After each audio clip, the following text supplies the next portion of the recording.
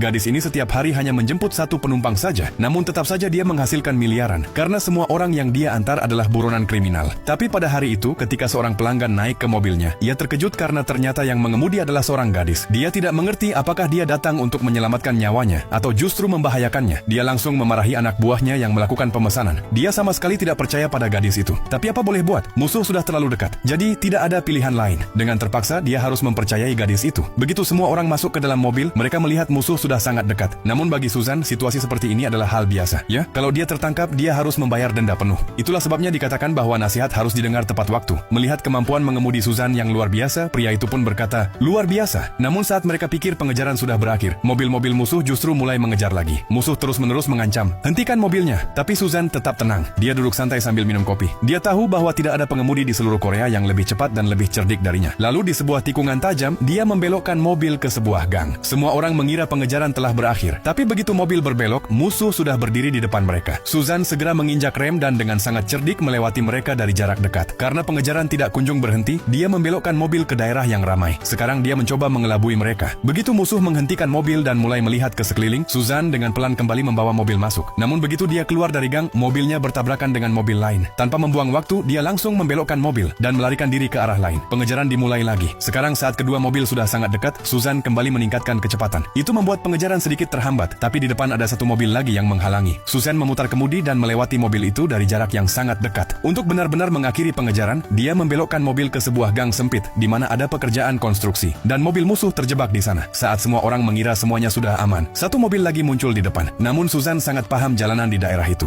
Dia mengemudi di gang-gang itu seolah-olah dia sudah hafal setiap tikungannya sejak kecil. Ketika pengejaran tidak juga berhenti, dia memutuskan untuk pergi ke tempat yang tidak mungkin dijangkau oleh musuh. Lalu dia membelokkan mobil ke sebuah gang yang sangat sempit. Begitu mobil musuh masuk ke sana, mereka menabrak dan terjebak. Kini hanya tersisa satu mobil lagi yang harus dikalahkan dengan cara apapun. Susan melihat ada kereta yang melintas di rel di depan. Dia harus menghentikan mobilnya. Musuh hampir menangkap mereka. Tiba-tiba Susan mulai menjalankan mobil sejajar dengan kereta. Tak tahu apa yang dia pikirkan. Sebelum orang-orang di dalam mobil menyadari apa yang terjadi, Susan dengan aksi drift luar biasa melewati tepat di depan kereta. Melihat itu, musuh terkejut dan Susan berhasil melarikan diri bersama para pelanggannya. Melihat kemampuan mengemudi Susan yang luar biasa, pelanggan itu sangat senang dan memberinya hadiah besar sebagai ucapan terima kasih.